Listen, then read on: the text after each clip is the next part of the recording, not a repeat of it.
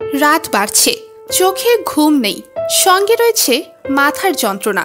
কথায় কথায় মেজাজ খারাপ হয়ে পড়ছে, শরীর জুড়ে শুধুই ক্লান্তি।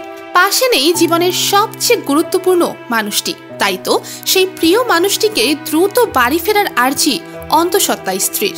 মা হওয়ার যন্ত্রণা যে কত কষ্টের তা হয়তো যে মা হন তিনি ছাড়া কেউ উপলব্ধি করতে পারেন না।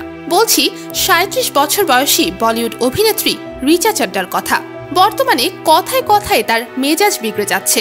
রাত বাড়ছে, তবুও দু চোখের পাতা এক করতে পারছেন না। সঙ্গে রয়েছে মাথার যন্ত্রণা, শরীর জুড়ে শুধুই ক্লান্তি অনুভব করছেন তিনি।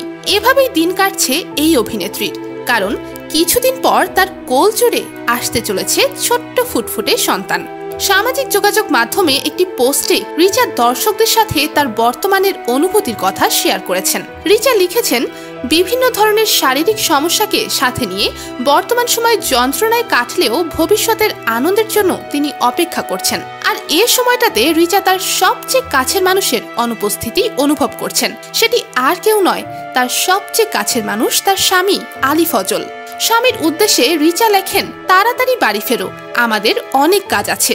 একটি গণমাধ্যমের সূত্র ধরে জানা গেছে, মেট্রো ইন্দিনো লাহোর 1947 থাগ লাইফ ছবির কাজও 30 জুনের মধ্যেই শেষ করবেন আলী ফজল।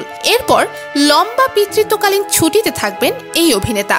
2022 সালের সেপ্টেম্বর মাসে নয়াদিল্লিতে বিবাহ বন্ধনে আবদ্ধ হন আলী ফজল ও রিচা চাড্ডা। চলতি বছরের 9 ফেব্রুয়ারি সামাজিক যোগাযোগ মাধ্যম ইনস্টাগ্রামে রিচার স্বামী আলী ফজল দুটো ছবি পোস্ট করে ক্যাপশনে লিখেন, আমাদের দুজনের পৃথিবীতে এক মৃদু হৃদস্পন্দন সবচেয়ে বড় শব্দ হয়ে আসছে। তো ভিউয়ার্স, একজন অভিনেত্রী হিসেবে রিচা চাড্ডার মা হওয়ার অনুভূতিকে আপনি কোন চোখে দেখছেন তা অবশ্যই কমেন্ট করে জানাতে ভুলবেন না।